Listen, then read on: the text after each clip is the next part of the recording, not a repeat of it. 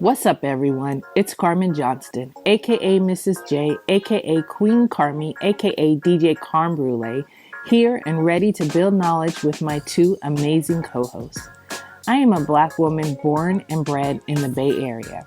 I am a proud Gen Xer, radiant English professor, and pop culture enthusiast. I have a bachelor's in liberal studies and master's in English creative writing, both from San Francisco State University. I've worn several hats at Chabot College, ranging from co-founding the Change It Now learning community to co-leading the Chabot Collaborative for Equity and Professional Growth. Mostly, though, I'm interested in transformation by holding space for difficult conversations that will ultimately move us all closer to a more equitable college and more just world. Hey, this is Sandra coming to you direct from Hayward, California, the heart of the San Francisco Bay Area, where I was born and raised. Who I am in a nutshell. I am a first-generation Chicana in the U.S., also the first in my family to go to college. My parents are immigrants from Mexico. I have a bachelor's degree in Chicano studies from UC Berkeley and my master's degree in counseling from Cal State Hayward. I have been a California community college counselor for the past 20 years. I provide academic, career, and personal counseling in one-on-one sessions, as well as in college success courses. In these brown bag podcasts, my intention is to share my experiences working with my community and my college students. You will meet some of my mentors and awesome colleagues who have motivated me to continue doing the work that I do. Hello, my name is Monique Williams. I am currently an English instructor at Chabot College. I work with the Emoja program. I am the tri-chair of the Student Access, Success, and Equity Committee, and I am a member of the CCEPG.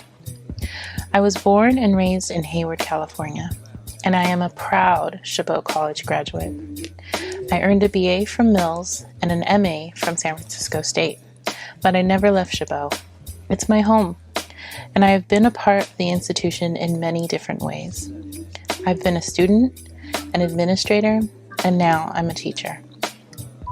I have had the privilege of seeing the college through 3 different lenses. I joined the Brown Bag podcast because of the 2 women I get to be in conversation with, Sandra and Carmen. These women, with a lot of care, teach me more about how to best serve the Chabot College community. I hope listening to this podcast will give you the same opportunity for growth that each conversation with these women gives to me.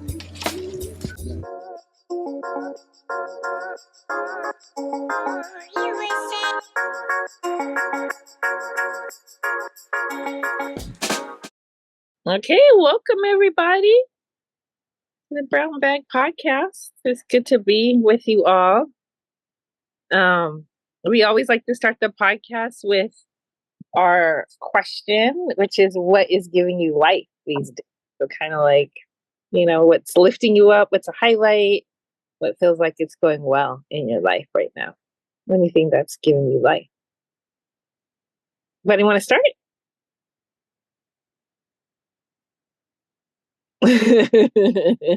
I know it's the end of the semester, but I believe that there is something that is I'll start. Kendrick Lamar's new album is giving my whole house life. We all like it. The children, the older people like me, we've been bumping it a lot this past since Thanksgiving vacation. Nice.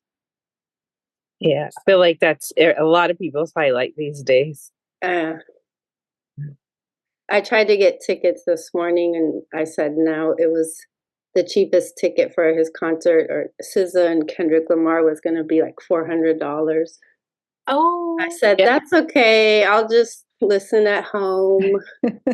It's not that serious. I hear that's been happening with like all tickets.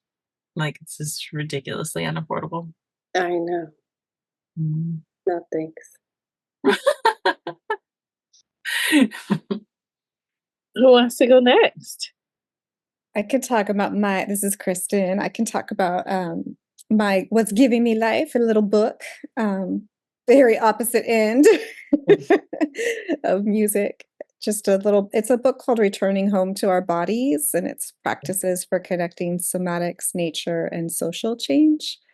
And it's got some really gorgeous language about like tending to what matters to us and tending to just grounding and being present with each other and what matters in the moment. So finding that I find much more joy throughout the day as I read it, and then also look at like the sky. The skies have been gorgeous lately, with the moon out and the clouds and all of that. So it's given me a lot of life to look at the world around us. Yeah, sounds like a great book. You have to share the link with us. What about you, Monique? I don't know. I just came out arguing with my sisters. Sisters are great. I love them. So, I think it's hard for me to find that at the moment, but I think that I can say that like what's giving me life is that I do have a group of people to get into disagreements with and like work with, like, and I know that not a lot of people have that. And that and I also have this like internal knowledge that we'll work through it, just because of like past stuff. So I think that's what's kind of giving me life, is that that it's annoying, but at the same time I can feel grateful for that annoyance. I guess, like it's kind of one of those like things. Yeah. How about you, Carmen? Yeah, it's so good to find the gratitude, right? Where And find it. Yeah, you gotta find it, right? You gotta find it. Yeah, like excavate it somewhere. It's deep.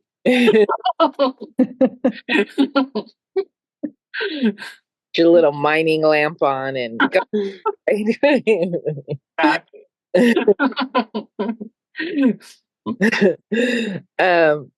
Well, what's giving me life is I am so in love with Christmas. I love Christmas so much, and so glad that we're in the Christmas season. And I've been listening to a lot of Christmas music, and I like a lot. I like everything from like R&B, soul, Christmas music to like gospel music, some pop music. My daughter has she loves Tyler the Creator, so we have some. He did the soundtrack for The Grinch, so we listen to that a lot. But really, my favorite Christmas song right now that will always make me cry is Mary J. Blige does a version of My Favorite Things that I love to listen to. So I love the Christmas season so much. So we start in Thanksgiving week, so I finally get a whole month. That's fantastic. Like the other day on the radio, they came out with like the songs that go with your sign. Oh, what Christmas song are you based on your sign? Oh, look that up. What's the Libra song? What was yours? Because you're Aquarius, right? You remember? I can't totally remember it. It was it's one of the like more popular ones, but there were some that were like, I've never heard that song in my life. I can't totally remember the one that was mine. It was some corny little fun song. Oh, you know what it was? No, it wasn't the corny one. It was the one that I always thought was kind of racist, actually. It was like the Do They Know It's Christmas Time at All? It was that's terrible. That's terrible. It was that one. With all that's where all the stars came out and said, yeah. It's like the Feed the Children song, right? Yeah. Supposedly it's because Aquarius is supposed to be humanitarian, and I guess that song raised a bunch of money. But I remember like every time I listen to it, I'm like, this feels kind of racist. Yeah. Well, for humanitarian, I would think maybe the Stevie Wonder song "Someday at Christmas." Yeah. That's a good one. Better. Much better. Better. So maybe Yeah, I want to look at the list. old kind of big, like Judy Garland has a beautiful "Have Yourself a Merry Little Christmas." Mhm. Oh, so great. Mhm. The old song. I love, yeah. Sometimes those standards and then how different people do it is just Yeah. stunning. All right. Anyways, it's corny. Christmas. So today we have you guys both on because you've been a part of the White Allies group at Chabot, and we kind of just wanted to get more information about what does it mean to be an ally, and also thinking about like how do you become one. I think it was someone really smart. I think it was in Party that said like you can't like it's not you don't usually call yourself an ally. It's that someone else calls you an ally, right? And how do you get to a space in which someone else could actually recognize you as an ally, instead of like you kind of taking on the title without necessarily doing any work towards it, right? And so, yeah, maybe you guys could just clarify with us, like, what does it mean to you to be a white ally?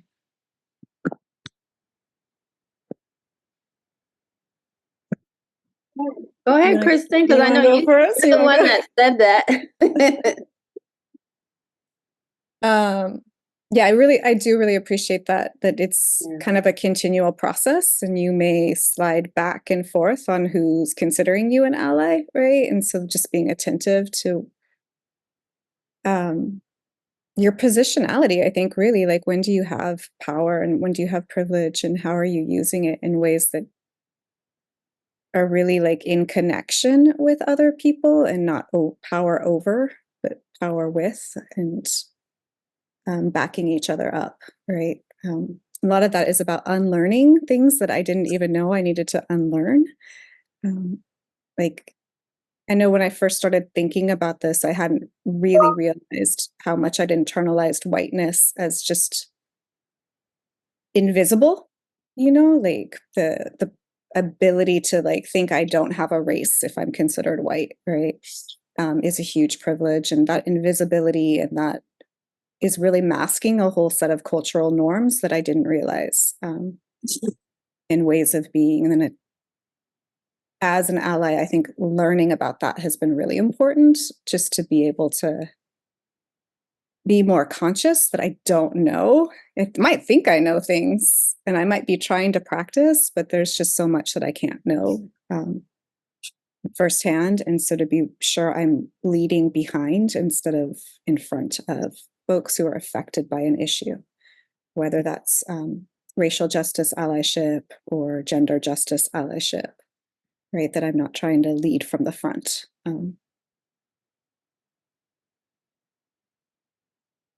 Yeah. Heather, you want to add on? Yeah, sure. I just really want to appreciate Kristin Land, because she's the one that approached me and pushed me to start the group initially.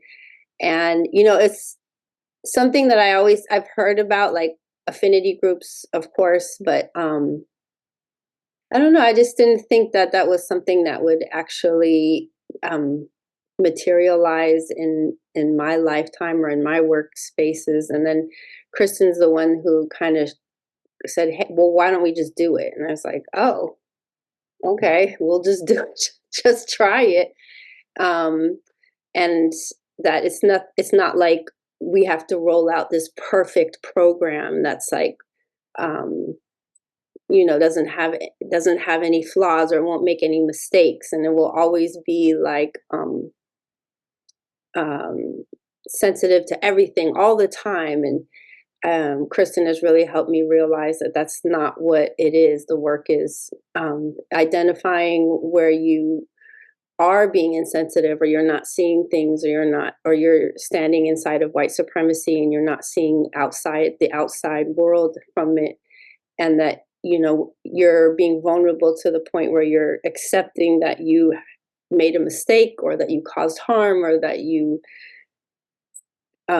need to apologize or to heal something inside of yourself or with someone else, and that's part of the work. And I guess just like in general, just rolling something out like this and just not being afraid to mess up and then apologize and do what you need to do to fix it is what I really appreciate about our group.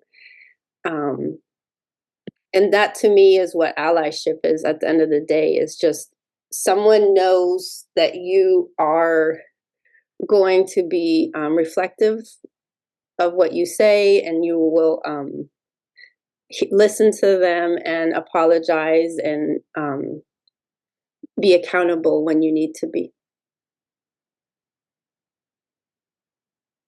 I might want to add a little more on like the idea of a white affinity group is like just taking a lot more responsibility for action, so that the burden isn't always falling on BIPOC folks. So like while there's a big learning experience, there's also a lot of like humility that I think we need to be ready to apologize and be in it with folks in the struggle with people. We also need to be speaking up more often when we hear or see microaggressions, macroaggressions, the functioning of a meeting not quite going in ways that are really culturally welcoming to everybody. Like we can actually take more responsibility for creating relational bonds and changes by pressing back on I don't know, I guess I would say engaging other white folks is maybe the way I'm really trying to say it. Like it is our role to engage other white folks in racial justice conversations in a loving way that the emotionality of being engaged in those conversations can be held, but also the truth of it's important for us to move forward so that everybody is included and we're not causing harm is elevated. And it should not be emotional burden that's falling on the people most affected by the injustice, the racial injustice, the gender injustice, any other form, right? It has to be those of us with privilege taking up more of that stress to actually do call-ins and to create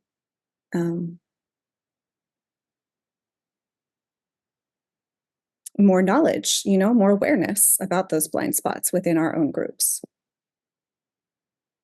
Thank you. You said something, Kristin, and both of you can answer this because I've seen both of you do it. You said to not lead from the front. Like, what does that actually look like? So someone might be thinking or listening and saying, well, I'm always expected to lead, or just the institution accepts my leadership rather than accept someone else's. And so they step into leading from the front. What does it look like, or how do you actually lead from behind?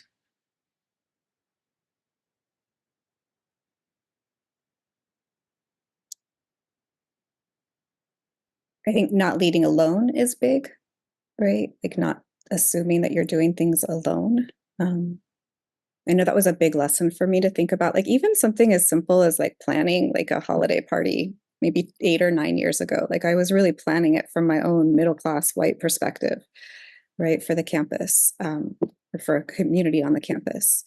And so like just bringing in more perspectives to co-plan with that makes a really big difference. So trying to look at whose perspectives are missing and be sure I'm in partnership with missing perspectives more often, making sure I put myself in, slow down enough to work with folks across difference much more often. And it's okay if the process goes slower, or if it happens in different ways. Heather, what would you say? When I hear that, what I would like myself to do, like I thought of the example of the DIAC work, and not, I would say my role in the DIAC work could look like a lot of things, but one I think of the most useful thing for me to do, and we did a session about this maybe last year, I think it was. I did it with Rachel. Is addressing the comment that you might hear from other white colleagues that sounds like, well, why don't we just hire the person with the best credentials or the best resume? You know, that argument that sounds so benign, and like, you know, they want to seem very logical, and I would view my lead from behind would be to directly address people that would say something like that in like a one-on-one conversation.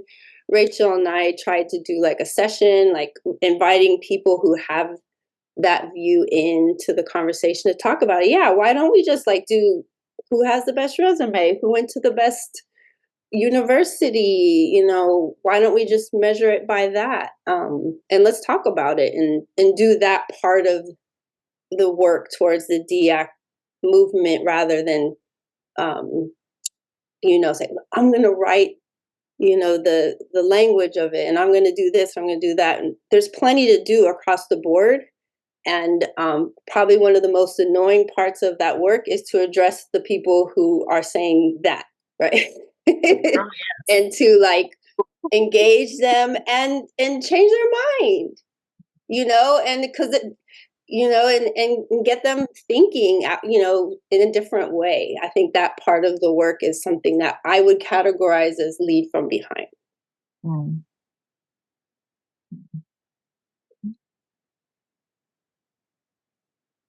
Carmen, did you have something? Yeah, I was trying to figure out how to unmute myself, but yeah, one of the things I was thinking of, just, you know, and just in my relationship with Kristin, in ways that I've seen her, and I don't know if this is more like not necessarily leading from behind, but kind of just backing my own leadership as a woman of color, as a Black woman, is that sometimes I can't tell that what's happening is racism. And often Kristin will point that out, you know? And I think when you're a person of color that, you know, has been forced to kind of assimilate their whole life, you know, you can't notice racism, because if you do, you know, you're not going to make it. You got to keep going. So it's always helpful to me when, you know, when I'm beating myself up or feeling bad, when she's like, well, you know, that sounds like racism, or, you know, it just sounds like the stress of, you know, being a Black woman, having to deal with this, you know, the racism in the institution, like that kind of perspective has been really, really helpful for me, because I will forget. And a lot of people, you know, they're not able to see that. You know, they are more likely to do the blame the victim, or just not understand like the whole picture. So I feel like that's something that allies can do for people of color and people that are in oppressed group, because we've had to assimilate so much and have been made to feel like our way of being is wrong, that it can get really, really confusing, you know, when we bump up against challenges, or just bump up against the oppression in the institution. Mm-hmm. And I will say too, Heather, what you said about like, you know, like taking on that role of saying like, hey, you know, like maybe examine that idea, examine that thought. I don't usually hear that from people. Like I usually hear that being called out by people of color, and it's actually like, to do it is extremely scary, because for many of us, we have histories in which our parents were, you know, like assaulted even for doing that, might have been targeted for doing that. And then ourselves growing up have been targeted for doing that, or, you know, like labeled for doing that. And so you start, like Carmen said, to assimilate and to kind of like almost like just tune it out, or like turn the other cheek, or, you know, like go back to your, you know, like couple little group of people who understand and kind of hash it out and hold each other through it. But it's like, it always feels like Like as a person of color, that I have to be the person to say it or it doesn't get said. Right. And to like know that other people are learning to ally and to say it, like is like just such a relief, like it's just a huge relief. Like, oh, if that allyship could grow and grow and grow, it would just make it so much easier to walk into spaces, like every single time I walk into a meeting and in any space, and we have a decent institution, right? But in any space, hospitals, wherever, my ears are always almost halfway waiting to shut down, like halfway waiting to close so that I can just get through that, whatever it is. But if I knew an ally was there, like maybe I wouldn't have to live that way, And so I just appreciate both of you so much for that work. It's really amazing. Yeah, I was wondering too if you all wanted to say anything about like, I don't know, just any highlights that you've had doing this work, anything that you feel just really pleased with, and whether it's like just in doing the work or with like shifts that you've seen in any place on campus or yeah.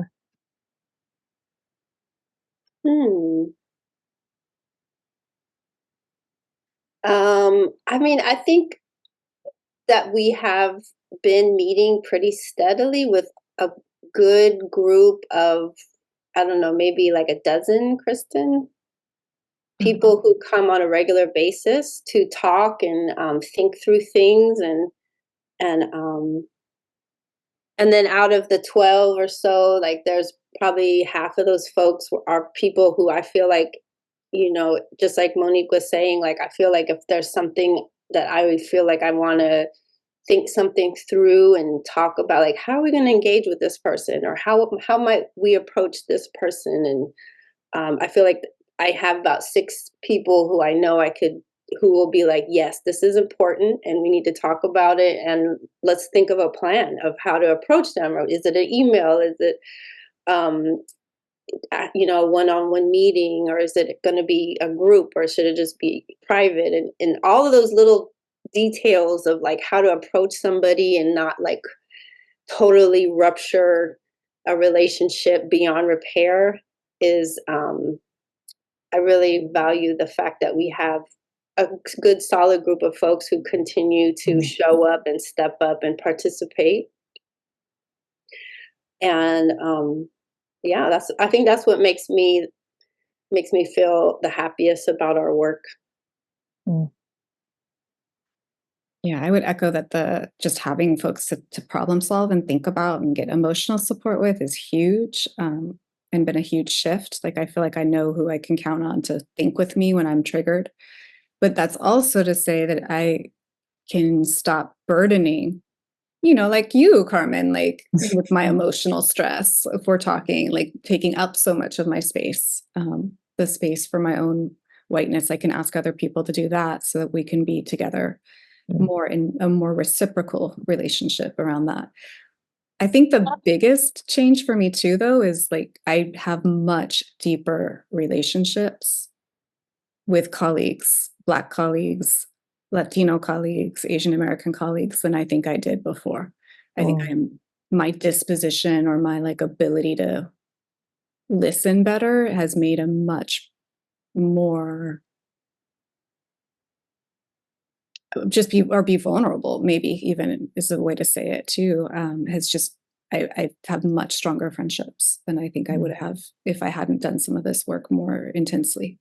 And that matters to me like invaluably. Like and it's exciting. I want to come to work and be around them. I feel like we have a big crew of people that I'm really excited to think with and be hopeful with,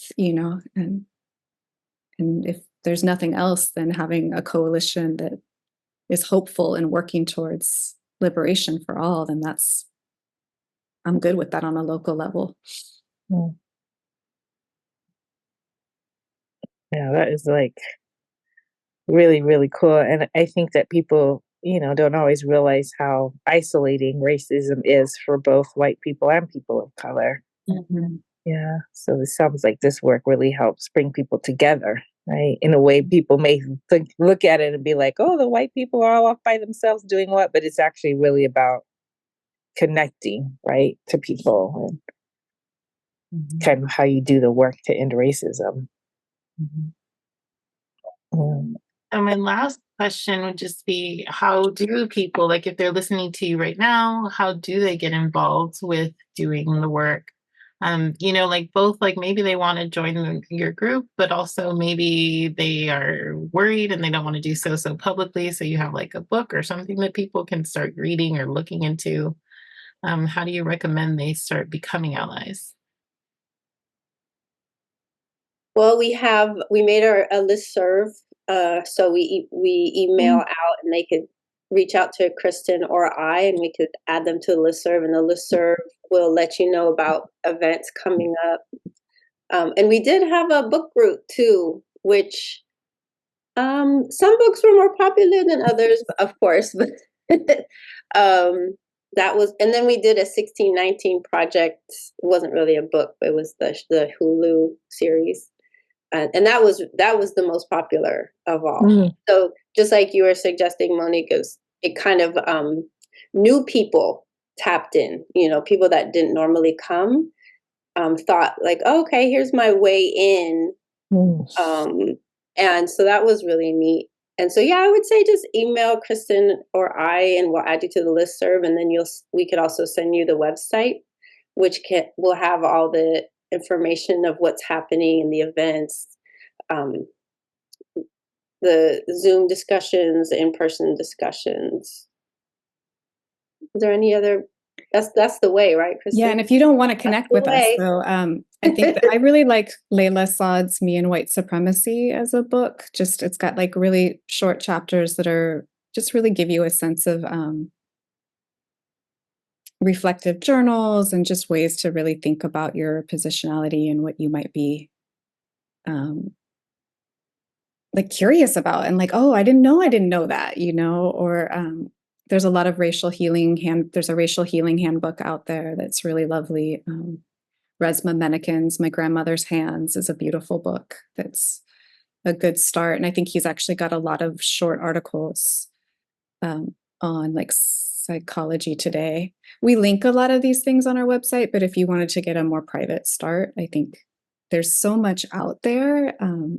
I love Tima Okun's white supremacy culture and the anecdotes that she shares out. She's got a gorgeous website around that. Yeah, I think there's plenty of like reading or podcasts that you can listen to. And just remembering it's all about our humanity, everybody, like just raising up humanity. So to be a little less fearful of that work. It is emotional work. So your emotional intelligence is going to come in to play big time, and getting stronger at that is a big shocking piece of it. You really can't do this work intellectually only. You have to do it as an emotional being. So I would recommend having buddies, but if you want to start it privately, that's okay too. This is so awesome. Had so much struggle. Yeah. Good to be with people. It's not easy work. And I feel just so proud that you two are leading this work here, and just proud that we're doing this work at Chabot. I don't know if anybody else is doing it anywhere. And it's been going on for a while now too, right? It's been at least 5 years or so. So yeah, it's amazing that it's going and it's here, and hopefully more white folks will figure out a way to tap in, and it sounds like you all have like kind of, like low stakes and then high stakes kind of opportunities for people. I mean, just reading a book or listening to a podcast is a great way to start. So thank you for coming on today. We're going to do our little closing, which is recommendations. And you two just gave some great ones for thinking about being an ally. But these recommendations can be about anything. So it can be a show that you watched, a book that you read, music you're listening to, something that you're doing. Just a little recommendation for our listeners from your brilliance. Yeah, and anybody can go first. Do you have one on your mind, Heather? I don't. Oh, you don't? Do I? Somebody, okay, there's a bunch of Instagram pages that I follow, but I can't think of one. Come Get Your White People is one of them, and no white saviors. There's too many. I mean, I guess what I would recommend is, as we approach 2025 in the new era, or the rehashed era that we're about to step into, I just recommend that, just connect with us, and let's just talk about stuff. And if I could say anything to the Chabot community, I would say, like, I'm a cool person and I like to talk. So just hit me up, and I don't know. I mean, I have like a lot of different podcasts and books I could tell you about right now. There's a bunch of books sitting right here in front of my face. But I would just say, just hit me up and email me and just join our group, and let's just talk, because it's about to be rough. It's about to be rough. And I feel like, the best thing we could do for each other is to like hold each other up and connect with each other, get to know each other. H. Clements at ChabotCollege.edu. Holla at your girl. I agree. Heather is cool people, so recommendation is to go talk to Heather. But I think my other recommendation would be like, because while I was listening to you guys talk, I've talked about this before. I am white passing, like in certain areas or places I can get away with kind of like people thinking maybe she's white, which has given me a lot of privilege in my life, right? And so, and also just kind of like in the way in which people grew up, or in growing up here, there are a lot of times in which we all practice white supremacy, whether we are white or not. And so I think I would highly recommend for anybody to look at some of the things that you recommended, Kristin, some of the books or the websites that you recommended, just to kind of get an idea of like, what are we talking about when we say white supremacy? Like, how do we practice it? What is it? What might it look like? What privileges might you have? Like based on just like all kinds of things. And to do that, not like trying to be mad at yourself, or, like because somebody else is saying something about you, but just to do that as an exploration. And to see like how much of yourself is actually coming up in some of those things, and sit with that and be with that. That's like the beginning of the emotional work, but it doesn't need to be, I think, as like, because like the whole time you were talking, I was hearing the people that are like, but I'm not a racist, so I don't need to go to these things, or I don't need to do these things. And it's not necessarily about whether or not you view yourself as a racist. It's like whether or not you actually participate, or just kind of practicing a system that has oppressed people for a long time, and bringing awareness to how and when you do. It's not about putting on the label of you're a racist, or like just explore for humanity, like to make connection, just explore. So I highly recommend people go to some of those things that you listed. They talk to Heather, have a conversation, like the thing. Right. Can I recommend a fun?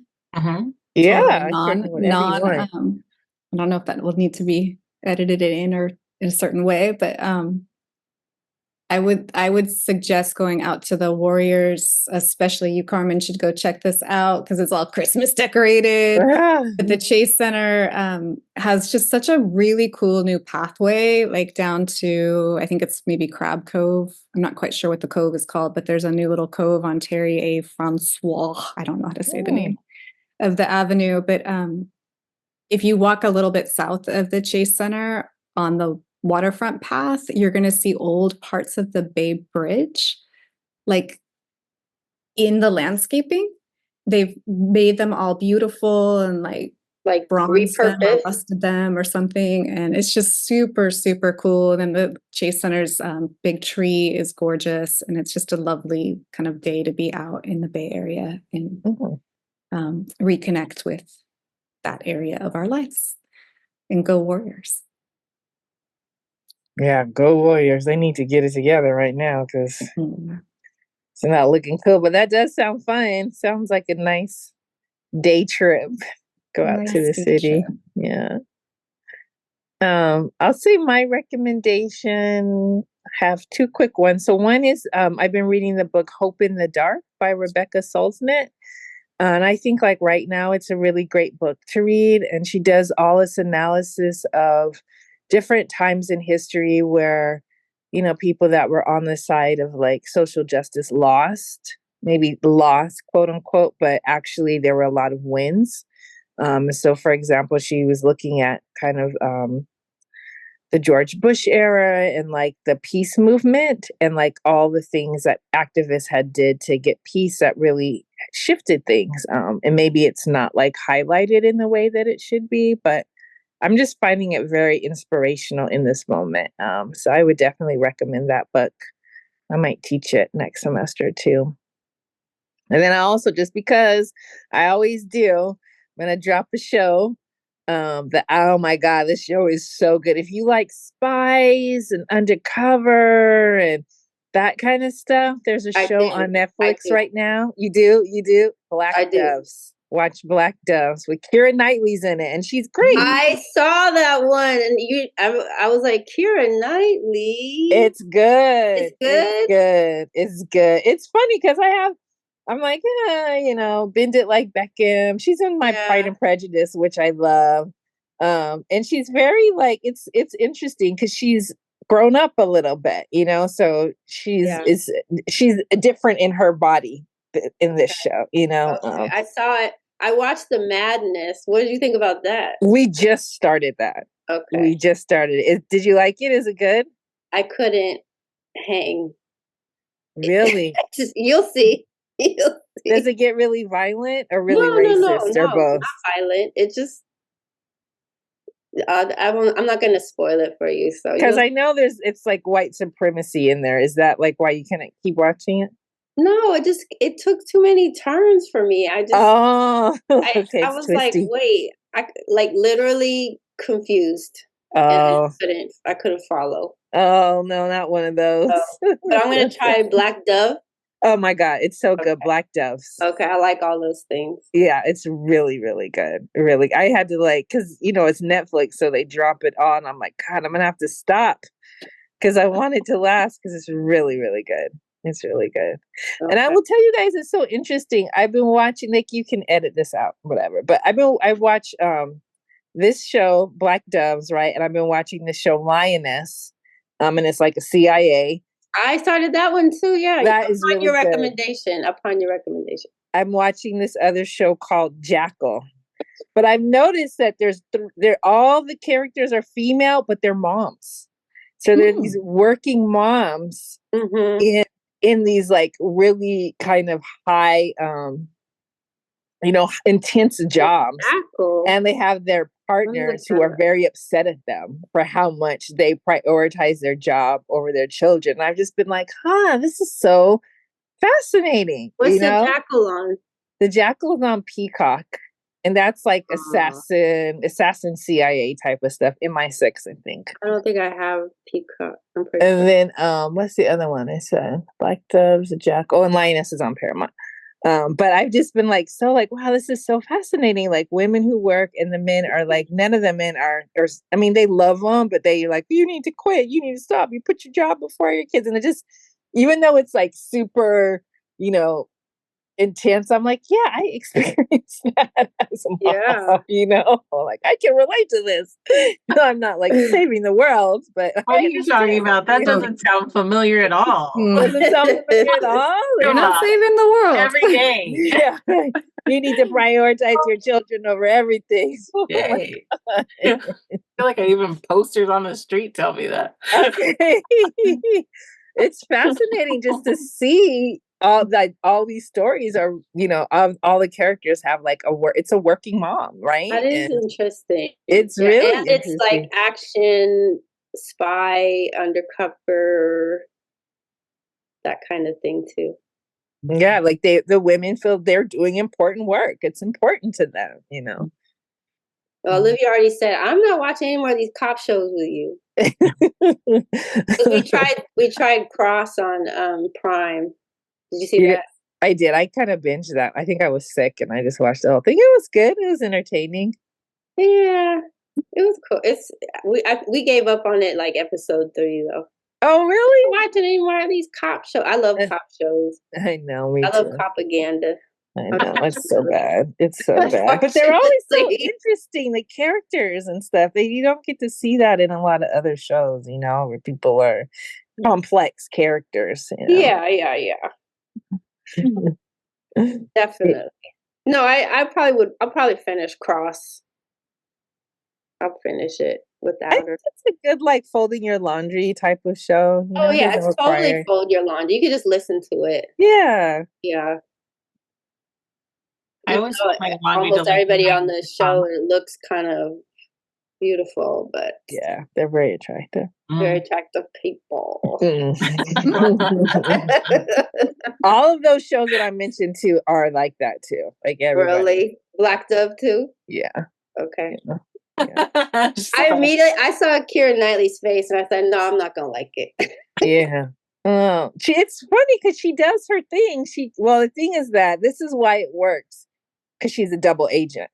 Okay. So she does a lot of like, oh, I'm so cute, and then she's like, has this real serious face, or she's kicking somebody's ass, So it kind of works because of that. Okay. But I could talk about this stuff forever. So, what are you guys gonna do? You always have the best recommendations. So. Did you guys already see Wicked? No. Yeah. So good. Is it good? I'm refusing to see it because because it's a to be continued.